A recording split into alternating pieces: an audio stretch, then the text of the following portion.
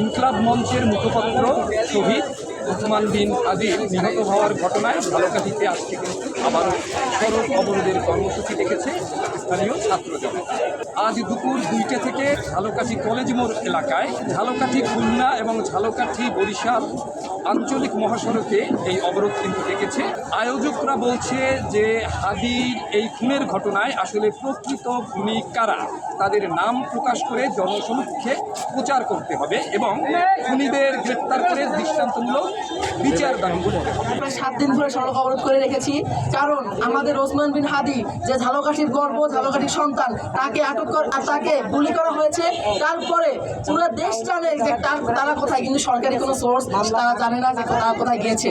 Dissent নামে একটা বেসরকারি একটা প্রতিষ্ঠান তাদের লোকেশন পাই টু পাই বলে দিয়েছে। তারপরে ডিজিএফআই, ডিবি, ডিএসবি কিচ্ছু করতে পারে না তাদের ধরার জন্য। এবং এখন পর্যন্ত বাংলাদেশ সরকার ক্লিয়ার করেনি যে তারা কোথায় আসলে, আদতে ভারতে নাকি বাংলাদেশে, না কোথায় অবস্থান করছে, এবং কোনো আমরা সংবাদ পাইনি। এই হত্যাকারীকে না ধরা হয় স্যার, হত্যাকারীর সাথে কারা কারা জড়িত ছিল, পরিকল্পনাকারী স্যার, অর্থ যোগানকারী, তাদের পলায়নে সহায়তা করি স্যার, সকলকে যেদিন স্যার ধরা হবে টোটাল চক্রকে স্যার, সেদিন আমরা এই কলেজ মোড় ছেড়ে চলে যাব স্যার। আমি আপনাদের কথা স্যার শুরু করব।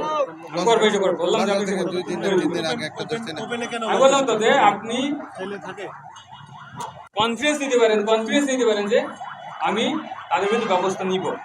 স্যারের সম্মানার্থে এবং জনদুর্ভোগের কথা চিন্তা করে আমরা আজকের প্রোগ্রামটা এখানে স্থগিত করছি, যেহেতু ইনকিলাব মঞ্চ তারাও 5টা পর্যন্ত সময় নিয়েছিল এবং আমরা ইনকিলাব মঞ্চের সাথে একত্রতা পোষণ করে আমরা দেখতেছি যে তারা কোনো 5টার পরে তারা কোনো ব্রিফ দেয় নাই।